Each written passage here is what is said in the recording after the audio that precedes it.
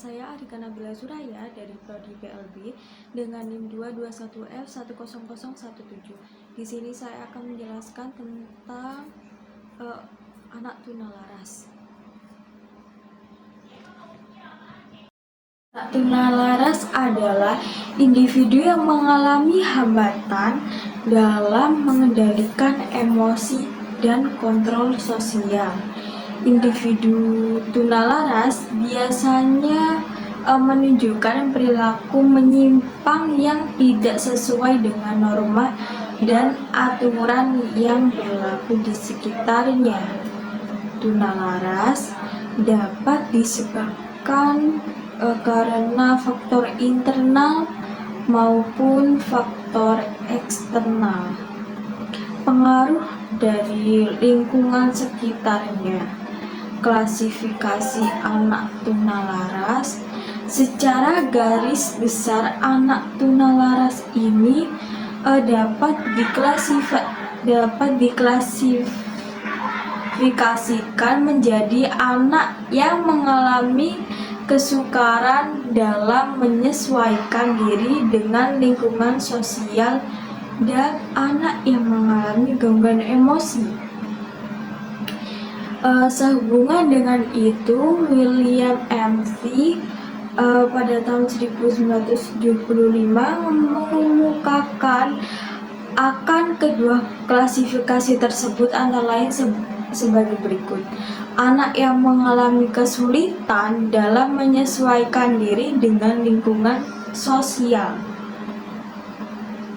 The semi-socialized atau child.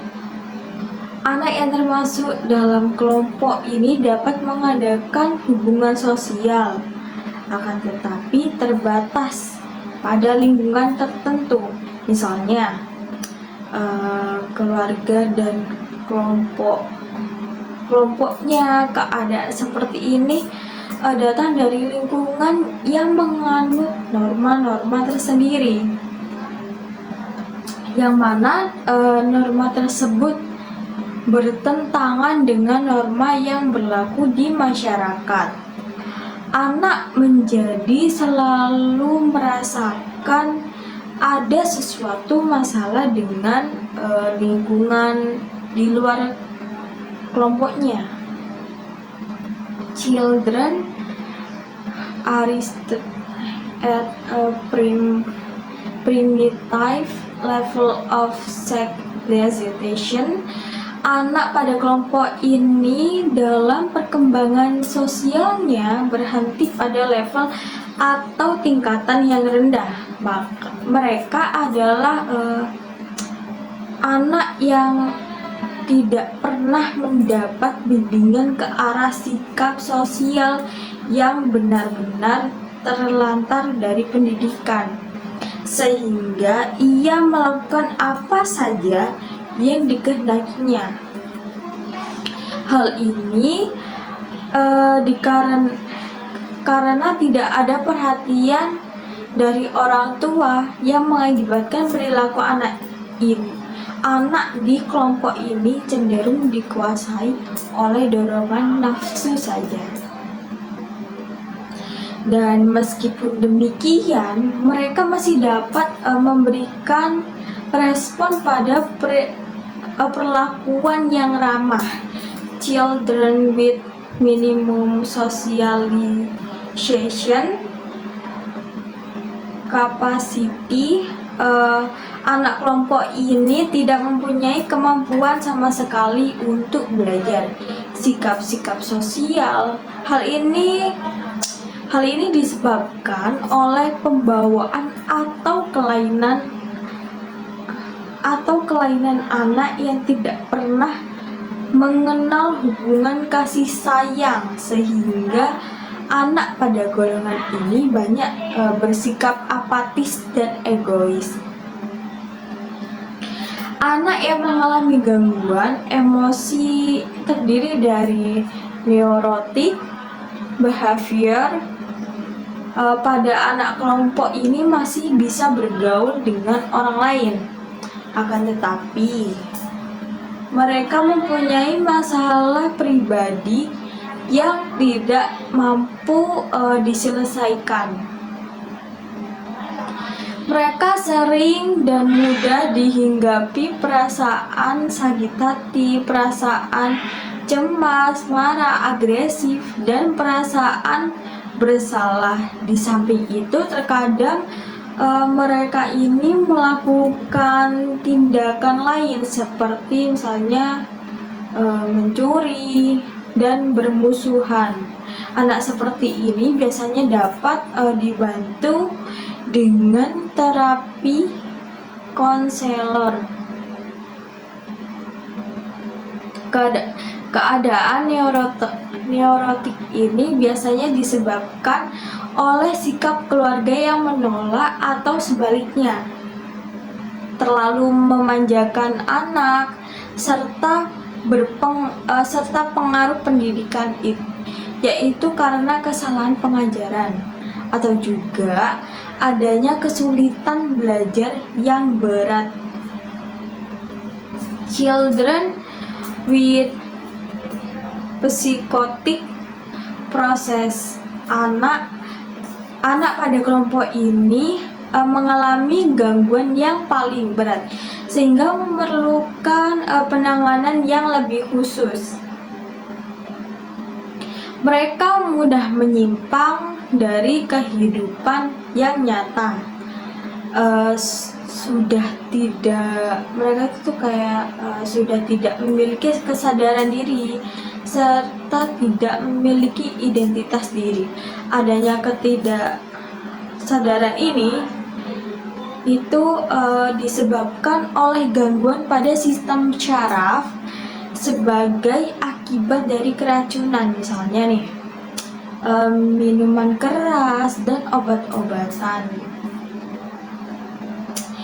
Yaitu klasifikasi behavioristik berdasarkan perilakunya, anak tunalaras dibagi menjadi beberapa jenis, yaitu conduct disorder, juga disebut dengan unsocialized, yaitu ketidakmampuan mengendalikan diri seperti berkelahi, memukul, menyerang orang lain,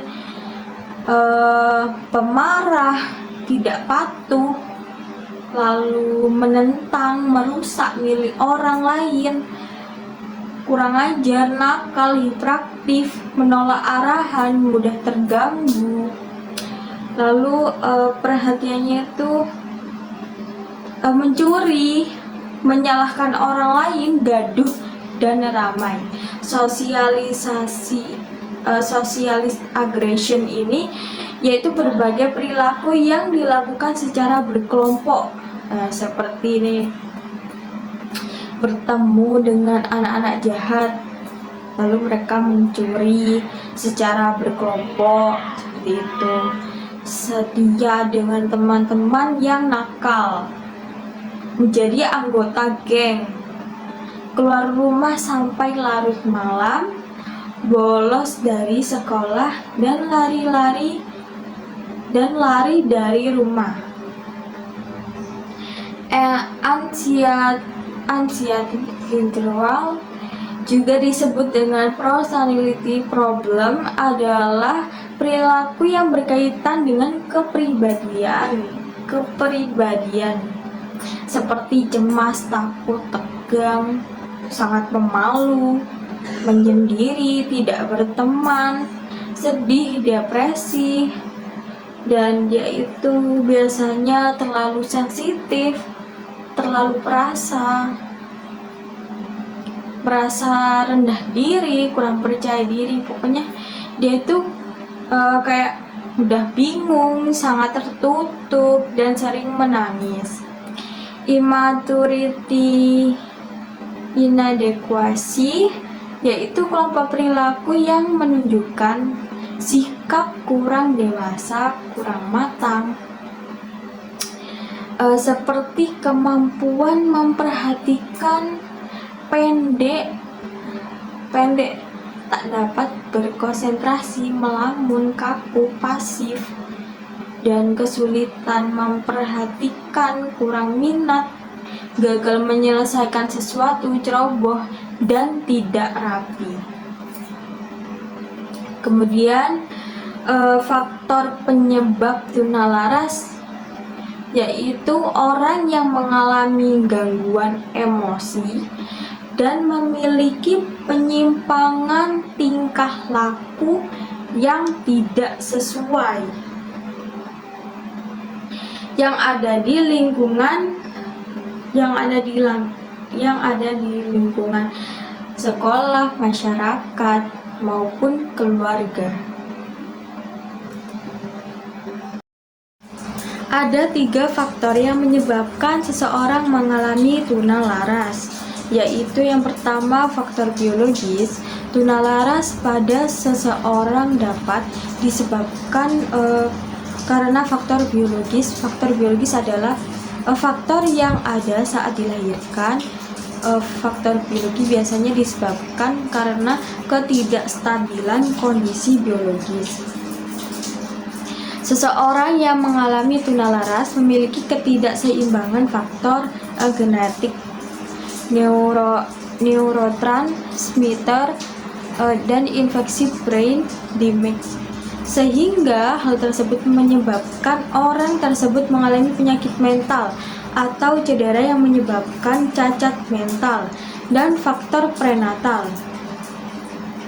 Ciri anak tunalaras. Beberapa ciri anak tunalaras adalah dia suka berkelahi, memukul, punya karakter pemarah, sering melanggar aturan, tidak mau bekerja sama, dan sebagainya.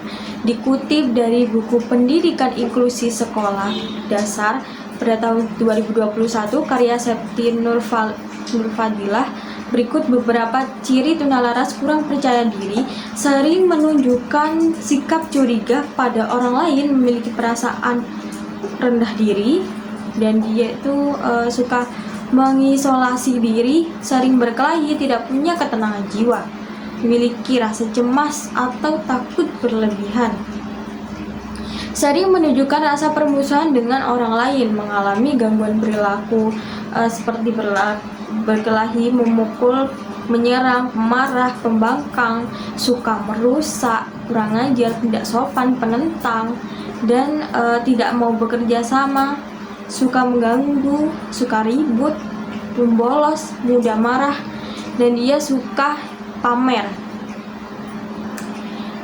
Dan dia juga memiliki sifat hiperaktif, pembohong, iri hati, pengacau, dan mementingkan diri sendiri, mengalami kecemasan dan menyendiri, cemas, tegang, tidak punya teman, tertekan, sensitif, rendah diri, mudah frustasi, pendiam, mudah bimbang, anak yang kurang dewasa, pelamun, kaku, pasif, mudah dipengaruhi, pengantuk, pemborosan, anak yang agresif, bersosialisasi, mempunyai komplotan jahat, berbuat onar bersama komplotannya, membuat geng, suka di luar rumah sampai larut, bahkan sampai bolos sekolah, pergi dari rumah. Berikut ini saya akan menjelaskan karakteristik yang berkaitan dengan segi akademik, sosial, atau emosional, dan fisik atau kesehatan anak tunalaras. Karakteristik akademik.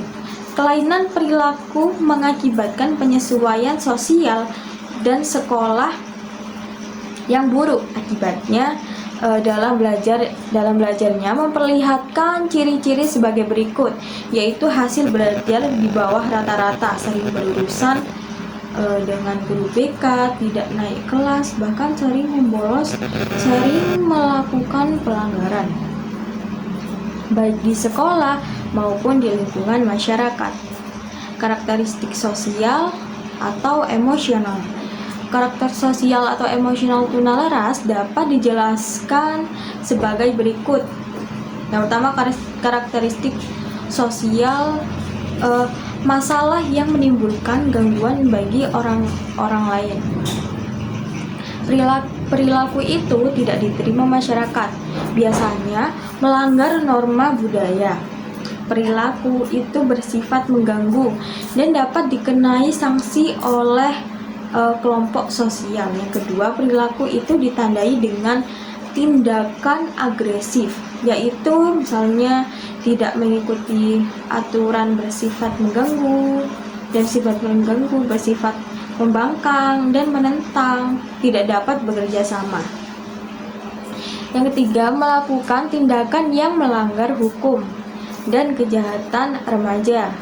Karakteristik emosional, hal-hal yang menimbulkan penderitaan bagi anak, misalnya tekanan batin dan rasa cemas yang ditandai dengan rasa gelisah, rasa malu, rendah diri, dan ketakutan.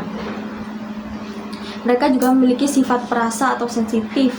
Karakteristik fisik atau kesehatan pada anak tunalaras, umumnya masalah fisik atau kesehatan yang dialami berupa gangguan makan, gangguan tidur, atau gangguan gerakan umumnya.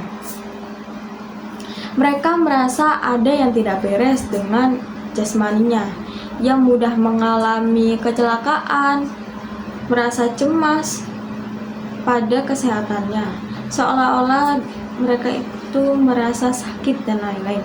Kelainan yang berupa fisik yaitu gagap, buang air, tidak terkontrol, sering mengompol, dan lain-lain. Faktor-faktor penyebab ketunalarasan yaitu kondisi atau keadaan fisik, disfungsi kelenjar endokrin merupakan salah satu penyebab timbulnya kejahatan. Kelenjar endokrin ini mengeluarkan hormon yang mempengaruhi tenaga seseorang. Bila secara terus-menerus fungsinya akan mengalami gangguan, maka dapat berakibat dengan terganggunya fisik dan mental seorang, hingga akan berpengaruh terhadap perkembangan wataknya. Masalah perkembangan di dalam menjalani setiap fase perkembangan individu sulit untuk terhindar dari berbagai konflik. Konflik emosi ini terutama terjadi pada masa kanak-kanak dan masa pubertas. Jiwa anak yang masih labil pada masa ini banyak mengandung resiko berbahaya jika kurang mendapat bimbingan dan pengarahan dari orang dewasa.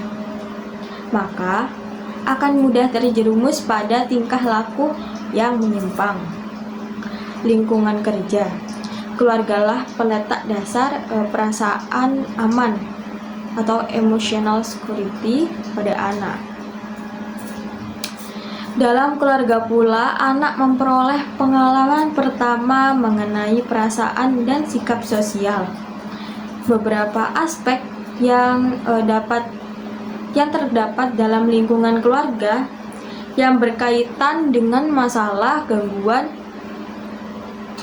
emosi dan tingkah laku, kasih sayang dan perhatian, keharmonisan keluarga, kondisi ekonomi, lingkungan sekolah.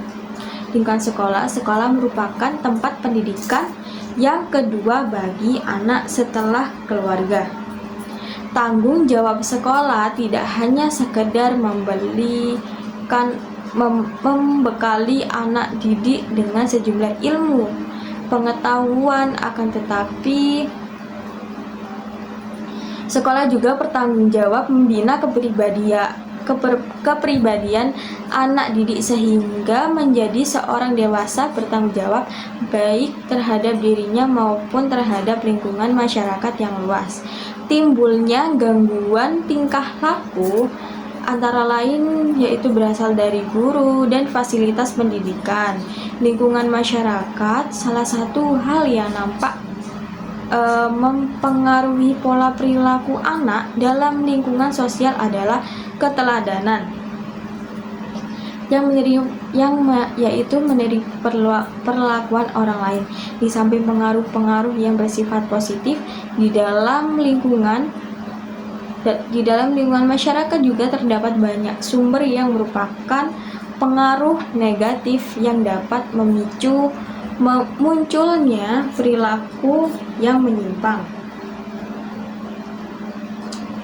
Klasifikasi anak tunalaras dilansir dari buku Kesulitan Belajar dan Gangguan Psikologis Ringan pada Anak Implementasi.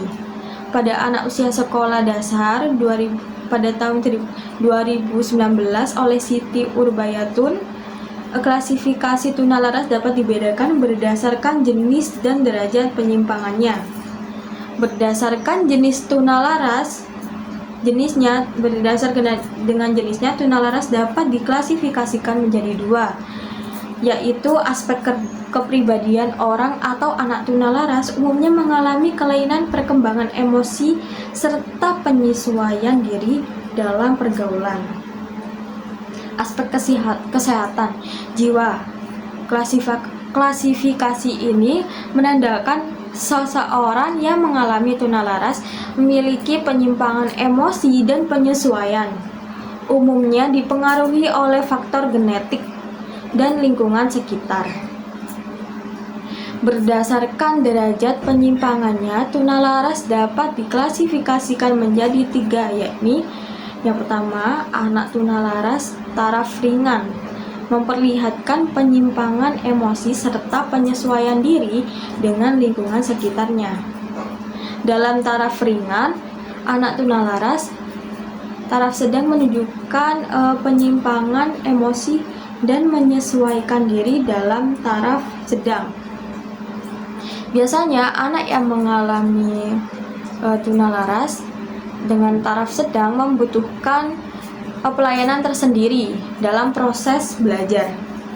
Anak tunalaras taraf berat, klasifikasi tunalaras ini memperlihatkan bahwa terjadi pelanggaran hukum oleh orang atau anak tunalaras karena telah mengganggu ketertiban masyarakat, contohnya seperti penggunaan narkoba.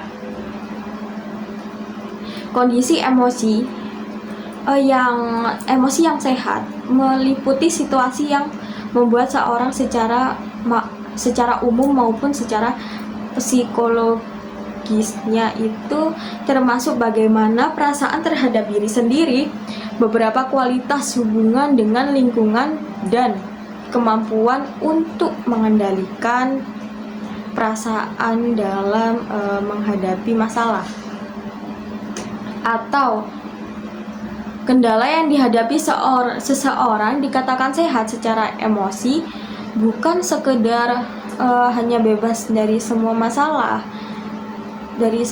kesehatan maupun mentalnya, lebih dari secara psikologi bagaimana perasaan terhadap diri sendiri, seberapa kualitas hubungan dengan lingkungan, dan kemampuan untuk mengendalikan perasaan dalam menghadapi masalah atau kendala yang dihadapi seseorang dikatakan sehat secara emosi, bukan sekedar bebas dari semua masalah kesehatan mentalnya, lebih dari itu.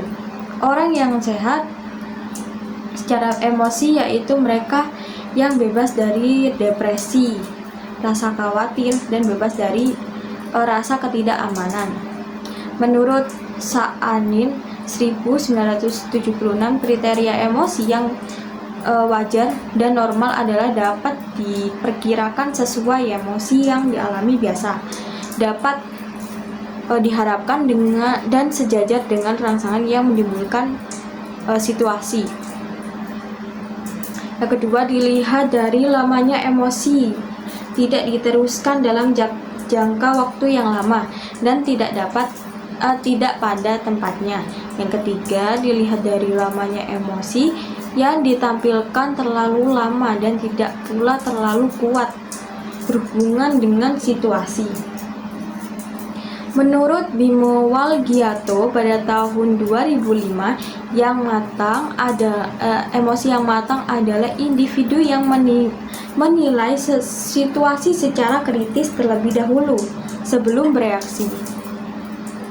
Secara emosi normal, tidak lagi bereaksi tanpa berpikir sebelumnya, seperti anak-anak atau orang yang tidak matang. Kematangan emosi berkaitan erat dengan umur seseorang, yang mana diharapkan emosinya akan lebih matang dan individualkan dapat lebih menguasai atau dapat mengendalikan emosi. Ciri-ciri kematangan emosi menurut Elizabeth Berharlap 1980 yaitu kontrol diri individu, mampu mengungkapkan emosinya pada saat yang tepat. Pemahaman diri individu mempunyai resiko emosional yang stabil dan berubah seketika. Karakteristik perkembangan anak tunalaras menurut Hidayat pada tahun 2013, perkembangan kognitif, kepribadian, emosi, dan sosial anak tunalaras dapat dijelaskan sebagai berikut. Perkembangan kognitif tunalaras memiliki kecerdasan yang tidak berbeda dengan anak-anak pada umumnya. Prestasi yang rendah di sekolah disebabkan karena mereka itu kehilangan minat dan konsentrasi belajar karena masalah gangguan emosi yang mereka alami. Kegagalan dalam belajar di sekolah seringkali menimbulkan anggapan bahwa mereka memiliki intelijensi yang rendah. Kelemahan dalam perkembangan kecerdasan ini justru yang menjadi penyebab timbulnya gangguan tingkah laku. Masalah yang dihadapi anak dengan intelijensi rendah di sekolah yaitu mereka itu memiliki ketidakmampuan untuk menyamai teman-temannya. Padahal pada dasarnya seorang anak tidak ingin berbeda dengan kelompoknya, terutama yang berkaitan dengan prestasi belajar. Perkembangan kepribadian merupakan struktur yang unik. Tidak ada dua individu yang memiliki kepribadian yang sama. Para ahli pun mendefinisikan kepribadian sebagai suatu organisasi yang dinamis pada sistem psikofisis. Individu yang turut menentukan caranya yang unik dalam menyesuaikan diri dengan lingkungannya. Tingkah laku yang ditampilkan orang ini erat sekali kaitannya dengan upaya pemenuhan kebutuhan hidup. Konflik psikis dapat terjadi apabila terjadi benturan antara usaha pemenuhan kebutuhan dengan norma sosial. Kegagalan dalam pemenuhan kebutuhan, penyelesaian konflik dapat menjadikan stabilitas emosi terganggu. Selanjutnya mendorong terjadinya perilaku menyimpang dan dapat menimbulkan frustasi pada diri individu.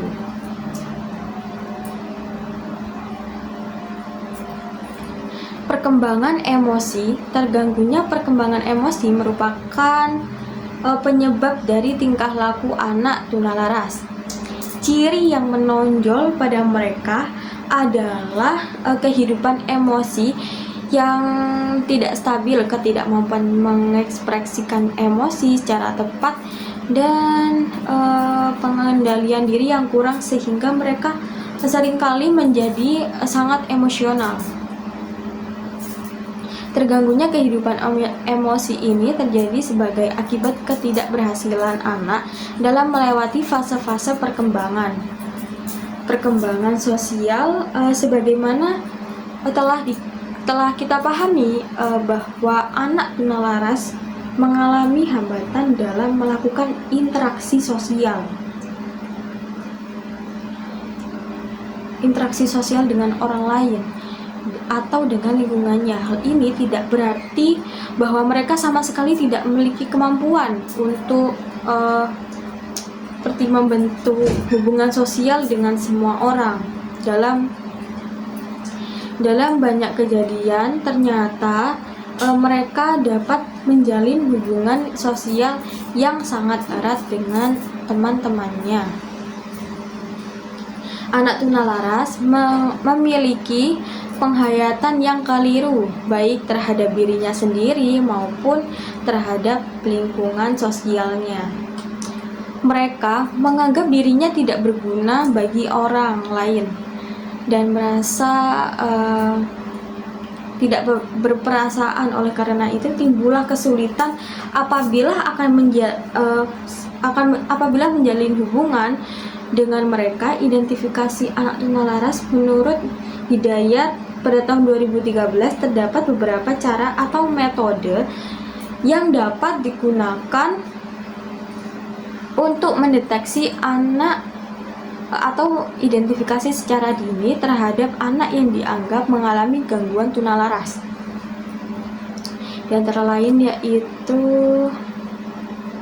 yang pertama psikotes. Psikotes dilakukan untuk mempengaruhi kematangan sosial dan gangguan emosi. Sedangkan alat tes yang lain yaitu tes proyeksi yang memiliki beberapa jenis tes,